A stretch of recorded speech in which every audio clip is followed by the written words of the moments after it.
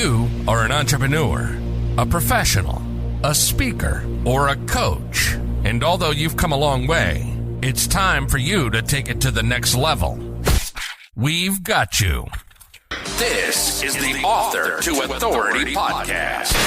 We'll help you use authority and influencer marketing to build your business stronger and faster by publishing a book. You'll hear from guests that are thought leaders in sales, marketing, networking, communication, social media, promotion, and business leadership.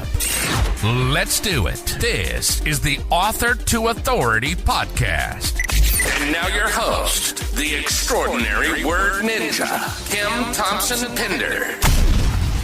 Welcome to the Author to Authority podcast. And today we are going to talk about some hidden gems in your analytics that you may not even know about that's going to help you increase your business.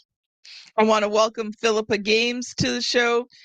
She works with small to medium-sized companies, and they hire Philippa to find actionable insights in their digital analytics and to make recommendations that will grow their business and reduce wasted spending. Because many of those hidden gems, because many of us are missing those hidden gems. We're throwing money out the window that we don't need to. So I'm looking forward to that conversation. She has over 20 years experience in translating the metrics into creative ideas to move the business forward, and then creating effective data-driven digital strategies designed to achieve goals and maximize return on investment. And most importantly, all in understandable English that any of us can take action on. Welcome to the show, Philippa. Thank you so much, Kim. It's great to be with you. So I guess one of the obvious questions to start is that, first of all, are we really understanding our analytics? So I guess that depends.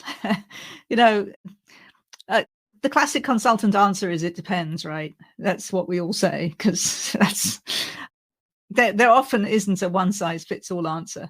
But the key to analytics, so for a lot of people, they log into, so we're talking about like Google Analytics or something equivalent for your website, and you log into it, and there's just massive amounts of numbers and charts and graphs and whatever, and it's incredibly overwhelming.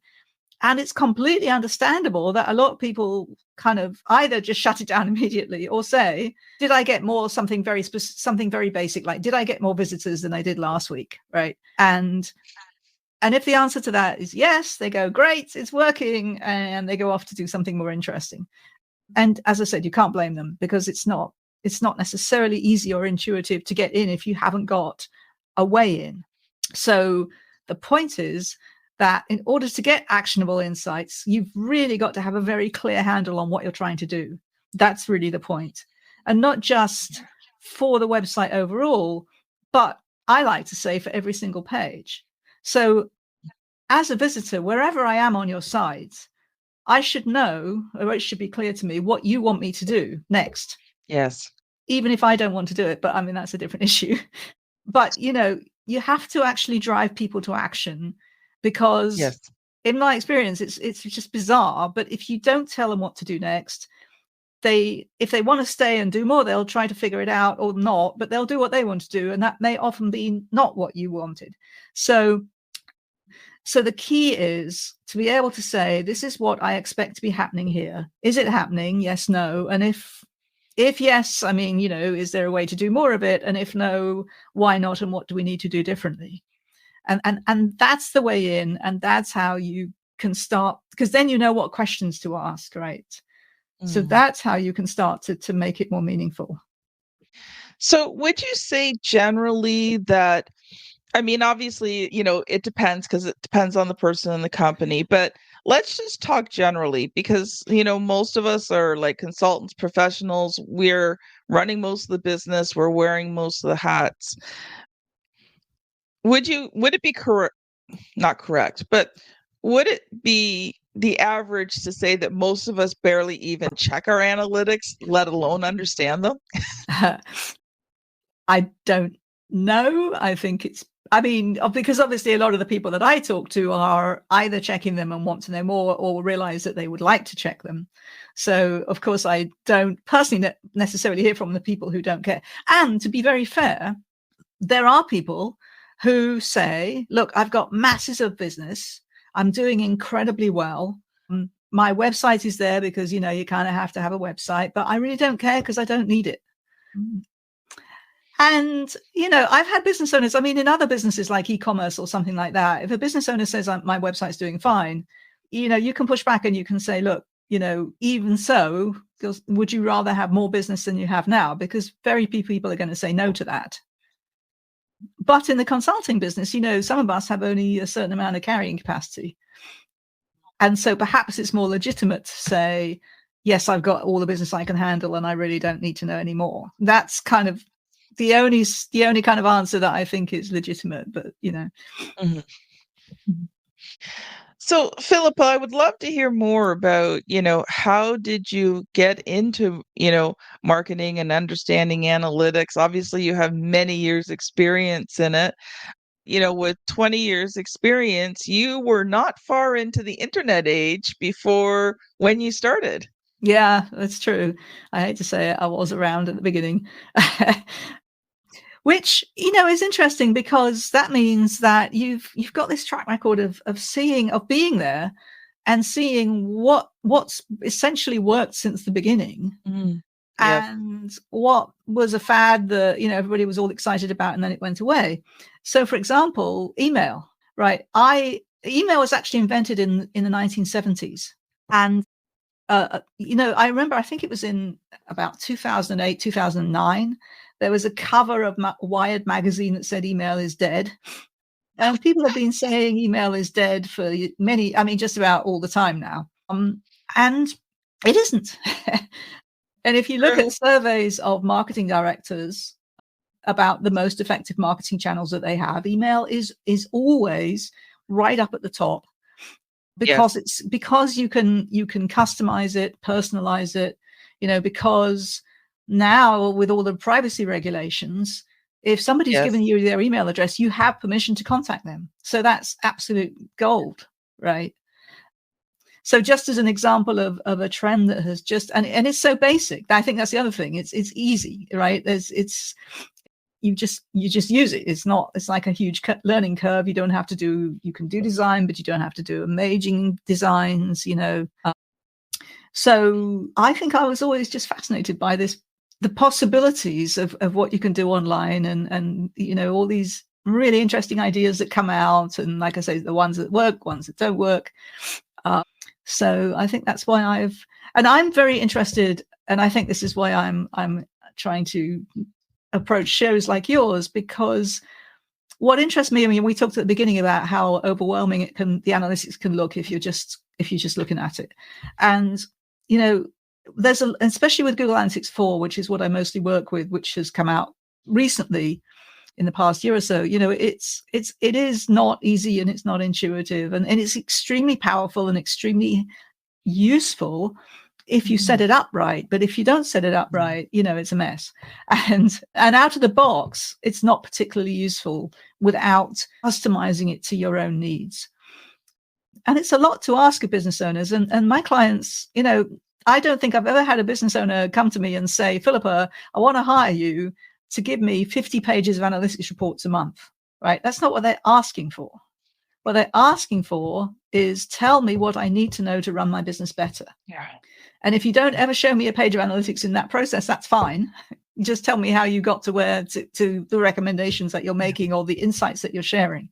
And let's talk about what to do about it, right? So what I'm interested in, and the reason that I think I'm wanting to continue in this business, is that I want to help business owners. There's a lot online that's very technical. I mean, there's a lot of information, but it's a lot about the interface and all of that. And what I'm trying to do is to inspire business owners to use it, but from a business perspective. I've found countless opportunities when working with business sites for new products, new services, new target audiences that showed up from sort of looking at the analytics and getting an inspiration, getting a creative idea. That's data driven, but it's then a creative idea that the business can use. And that's what I'm interested in. So that's why I like, I can sort of say the internet in English because I'm a Brit, and that's like but also literally talking to business owners in business terms, not analytics jargonese, about what you can really do with this.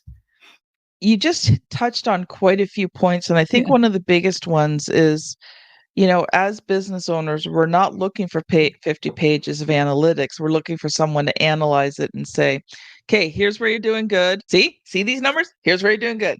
Right. Here's where you're not doing so good. Take a look at these numbers. And then how do we fix that? And so I think that's crucial. We're going to take a quick ad break, everybody.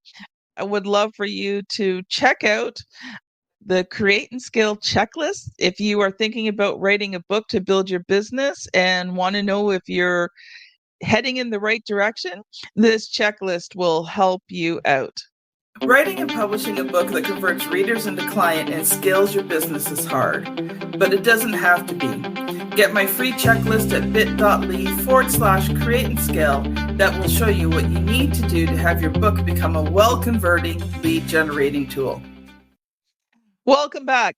Philippa, you didn't really talk about, some of the jobs and things that you've had. Like, so, when you got into this, was this just a hobby, or were you working in the industry? Yeah, I was working in the industry. I actually, when I first started on the internet, I was working for a nonprofit. So I came to the US, and I was working for a nonprofit. I was actually living in Chicago at the time. Now I'm in California, which is warmer. But I was working for a nonprofit that was actually a national nonprofit that had chapters based in every state. And they said there was quite a visionary communications director there who said, we really ought to be communicating via email. We ought to have, bulletin boards, community, that kind of stuff, so that we can all talk together, because it was early days and people hadn't really adopted it at that point. And I was actually hired as essentially an evangelist to persuade them. I mean, I had no knowledge whatsoever of the subject matter of the nonprofit, but that wasn't the point. I was hired to get them all communicating together using electronic means. And then also from there, obviously, to move that into communicating with their own constituents and so on. And it was very interesting because it was early days. There were people who were, it's typical, right? There are your crazy early adopters who love the whole thing and they can't wait to do more and more. And then there were the over my dead body people. And there was, and it's funny now. I mean, we look back and it's like, wait, there were people who said over my dead body about using building community online, but there were, well, I like picking up the phone and I like sending faxes and, But the internet's not staying. Yeah, right. So that was kind of how I got into it. And then I just got the bug, and as it developed, I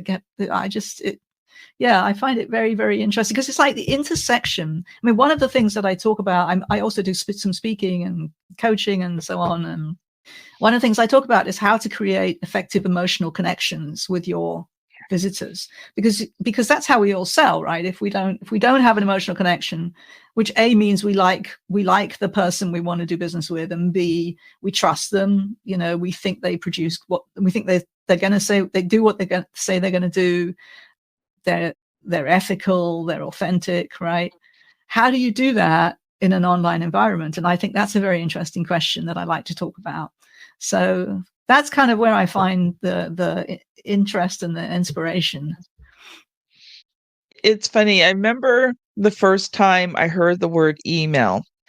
A friend of mine, I was at his place, and I mean, I'd been around computers since the 70s. My dad was in computers right at the very beginning. I actually had a computer in my house in the 70s.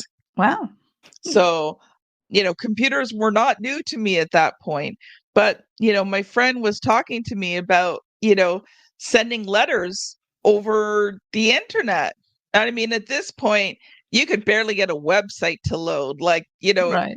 You had to the dial-up phone. You had to put the phone on the thing, and the website would just kind of yeah. load Right. one. Okay, we're dating ourselves now, Yeah. And said, talk to me, and I'm like, really?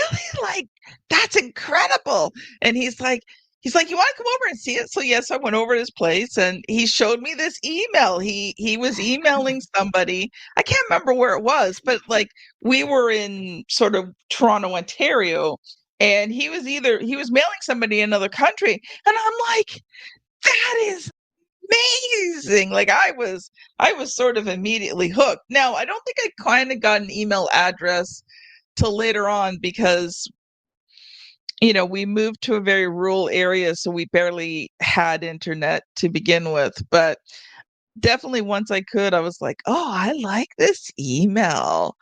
Now I get thousands a day. Sometimes I'm like, oh my God, one more email. But I actually, to that point, remember a story that proved to me very early on about the power of it. So somebody I knew, unfortunately, had a baby who was born with a very, very rare brain condition. And the doctors, I was living in Chicago at the time, really didn't know much about the condition. And I was online. I'm an information scientist by training. So I was researching, and I came across a forum where there was a Japanese doctor who actually was an expert in this condition. And I was able to put them together. And, without the internet, that would have been even back then in the early days, that was something that you couldn't have done before. And that's when you start going, boy, this is powerful, when it's used for good. Now, these days, we also know that unfortunately, there is some very dark sides of the internet and social media, which is very concerning. But yeah. So let's switch to some of those hidden gems. So I know you've got a few that you want to tell us about today. So I'm going to let you use loose to talk about those, and then I'll ask you a few questions. So the folks we're talking to today, consultants, coaches, authors, right? So people who sell expertise, right? Yes. So in order to sell expertise, a lot of time, you have to demonstrate your expertise on your website. So you have to have some content. And if you have a lot of content, one of the things that you really should have, is a search engine that's actually on your own site. So this is for people to find stuff on your site once they've arrived at your site. And then you can link up that search engine to analytics. So now you can tell what search terms people are putting into your search engine, which is telling you what people who come to your site are looking for from you. That is a goldmine, because it tells you what words, what language do they use to describe what they expect to find from you. And that can sometimes be different from the words that you use, especially in industries where there's a load of jargon or, kind of insider terminology that the general public might not know. So, and if you find that, they're using sort of very lay terms for something that you've got a business term for example, you've got to promote those lay terms. You've got to go out and do SEO and have content using those terms in order to attract those people who don't yet know your language. Secondly, it can tell you what people are looking for that perhaps you don't have yet, but they clearly expect you to provide. And you can look at that and say, is there anything here that, here's an idea, that we could provide. So it's market research for new products and services. Now, I work with B2B clients and we've created new products around that. But in the information space, here's one of my favorite stories. So I worked with a lawyer. So she was an employment lawyer, but she didn't do litigation. What she did was training for large Silicon Valley companies in how to prevent employee lawsuits. So, how to get ahead in terms of like protecting against sexual harassment suits and that kind of stuff. And she had a ton of content on her site about all this stuff. And we looked at the internal search results and we realized that a lot of people coming to her site were not the corporate people that were going to hire her, but employees saying, I think I'm being sexually harassed. What can I do? Or I think I've been I should be getting overtime and I'm not. What can I do? Right. Or I think I've been unfairly terminated. What can I do? And so these individuals were never going to hire her main business. That's not what she did. But what we did was to create a load of ebooks at kind of impulse buy price points. So I think the one about am I being sexually harassed was about $15, $20, something like that. And the selling of it, I mean, obviously she's practicing in California, and so it had all sorts of legal disclaimers on it. This is not legal information, but a lot of what people think is sexual harassment isn't. And so before you hire an expensive lawyer, get this inexpensive ebook and see if you might have the makings of a case. And we created a load of those. And we also created some guides for businesses and so on and so forth. And of course, the beauty of an ebook, which is, this is applicable hopefully to a lot of people in your audience, like for their own expertise. The beauty of ebooks is you can charge for them. If you do a lot of research and you don't have, they can be more than $20 if there's more value. But it's self-fulfilling. Once you get it up and running, it just runs. And they made, several $1,000s on the side every month for this business. So without any further input from the business, right? Yeah. So for people who produce information, I still think that information products are really worthwhile. And as I say, your that search engine was what triggered it, because we realized, and we wouldn't have known without the information about what people were looking for. And you can't tell that if you don't look at the analytics. So that's the kind of thing that I'm talking about. So let me just ask you sort of a techie question, because I'm that kind of way. How would you connect a search engine? Let's say you have a WordPress site. Is there like a plugin, or how does that work? Or is it something you have to have something custom designed? Is it expensive? Yeah. So I mean, there are a lot of plugins, and then the analytics can pick those up, and you just sort of, you tell it what I don't want to get too techie, but there's a search string. So if you look at, when you do a search on a website, if you look at the URL of what you get back, there's a question mark, and then there's something, and then there's kind of your search terms. And that's what it works on. So that question mark then tells it the next thing is a search term, and that's what shows up in the analytics. And from there, it will tell you whether or not people found something and went to another page. It will also tell you about search terms that they put in that they can't find anything. And by the way, that's another really interesting area. When somebody puts in a search term on a website and they get, sorry, nothing, the typical response is no results found, please try again. Like it's your fault. You did something wrong, right? Why is it your fault? You're the one telling them what you need. And again, I always feel like there's a better way to handle that, because you can design the search results page. So, I'm sorry we didn't find that. For example, here's an email link. Send us your question, right? Yeah. So just so that you're not effectively slamming the door in their face and making it their problem, which is really not good customer service. Right? True. Philippa, we're going to switch over here to your book. Now, you told me that you've written this a while ago, but it's still pretty there. So first of all, tell us the name of the book and give us a quick synopsis of what it's about. My book was actually one in a series. So the series was called 42 Rules. I don't know if you remember The Hitchhiker's Guide to the Galaxy, but there are 42 rules, right? The magic number is 42. So there was a whole series of these books, and mine was called 42 Rules for a Website That Wins.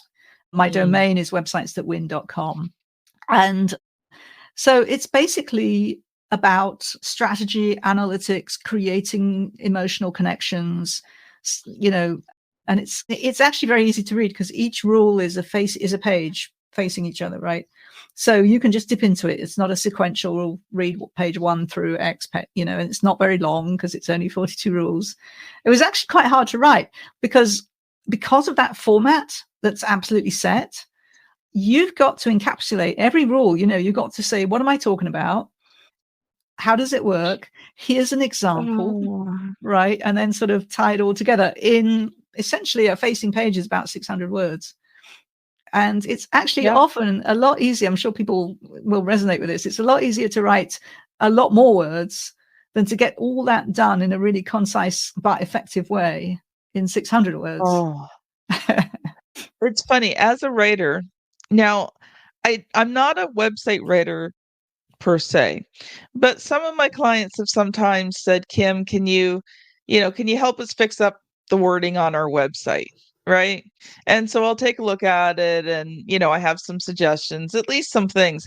Short form writing drives me nuts. I am a long form writer. Like, don't give me 100 words, man. That's like torture. Like I want thousands of words, and I've come to realize that. So I don't do website content very often because it's just, I don't like it. It's not my thing at all. Right. So Philippa, I'm going to ask you the question that I ask every author that comes on the show. So are you ready? Yeah. What was the good, the bad, and the ugly about writing, editing, and publishing that book? I was very lucky. I mean, I got invited to contribute to the series, and it's print on demand, and which is great because for me, in digital marketing, I mean, everything changes every day. You never know what's around the corner. And so to go through a traditional publishing process where it takes a year after you've written it for it to come out, it's just not feasible. It wasn't going to work. Stupid. So the print on demand was fantastic. And the other thing that was absolutely fantastic, I still am blown away by this. I got some amazing endorsements for this book. My book was endorsed by Guy Kawasaki, which I'm incredibly proud of, and also endorsed by a guy called Vince Cerf, who, I don't know if you've heard of Vince Cerf, CERF. He's actually one of the official fathers of the internet. He was the guy who invented TCP/IP, which is the protocol that gives us IP addresses. So, he can literally say that he's behind the technology internet. And I met him when he was speaking at a conference or a meeting, and he's such a gentleman. And when it came to get endorsements, I can't believe that I actually have a motivational story because I'm a digital marketing speaker. But, I thought, who in my wildest dreams would I like to endorse my book? And those were the top two names that I came up. And I'm talking about wildest dreams, right? Those are big names. And I thought, that must be, well, who am I kidding? Like, then, it's never going to happen. But I had also met Guy Kawasaki at some speakers meetings, that he used, and we'd had some conversation. And so I just thought, if you don't try, for sure you won't get them. And so I contacted them, and Guy Kawasaki told me afterwards that he was actually about to go on holiday, and he decided for some reason that he'd take a quick look at my book on the beach. So I got really lucky because I believe he gets asked for at least 80 endorsements a month, and he's obviously not going to do that many of them. So I have to say to everybody, I think I love being able to say that. Do that. I mean, think about who in my wildest dreams would I like to get to endorse my book, and try it, because you never know. And I got some other great endorsements too. And then, I think that the struggle of it was what we just talked about, was the constrictions, the constraints of the format. But on the other hand, it was very challenging, but it was a good challenge, to be able to get to write really, really concisely and still get your point across. Love it. Love it. Philippa, we are pretty well out of time. You have about a minute to share a final thought. And then for those who have enjoyed this conversation, how can they connect with you? Yeah. So, analytics can tell you a lot. And like I say, they can give you lots of business ideas. And I'd be more than happy to connect with anybody who'd like to chat with me. I do have a complimentary 30-minute consult if you'd like to sort of kick some stuff around. And I also I do have on my website a free ebook, which gives you 5 hidden gems of the kind that I've just talked about, but different ones from my actual consulting experience, so that you can read them. And it's not analytics jargon. There's no charts or graphs in the whole thing, but it's ideas of business things that we've done, and to see if people can get inspired and maybe say, hey, maybe that's happening on my site. And so if you'd like to come and pick up that book, that's absolutely free, and you're welcome to do that. So my website is websitesthatwin.com. And Kim, I'm sure that you'll you'll put that in the show notes, right? And I'm also happy to connect with people on LinkedIn. And Kim, I'd like to turn it on you and just say, okay, what one thing did we talk about that really struck you? The search engine and how you can actually see what people are searching for on your website so that you can provide it for them. That was really valuable. Now, audience, you know what time it is. It's that time again. The show is over. Philippa, thank you so much for being on the show today. Appreciate you having it on. Audience, if you're looking for where to go to next, I recommend episode 417, Writing Website Content That Converts. If you're watching this on YouTube, you know that my daughter puts the thumbnail somewhere here on the screen for you to click on. If you're on your favorite podcast app, you're going to be scanning back about 20 episodes. Thank you so much for listening today, and we'll see you on the very next episode. Bye now. You've been listening to the Author to Authority podcast. The extraordinary word ninja, Kim Thompson Pinder, has helped over 200 entrepreneurs, professionals, speakers, and coaches write and publish their books that have become incredible marketing tools for their business. And many of those have gone on to become Amazon best-selling authors and have used their books to land high-level clients and get on big stages. We hope you've enjoyed the show. Make sure to like, rate, and review. And we'll be back soon. But in the meantime, hit the website at www.authortoauthoritypodcast.com. See you next time.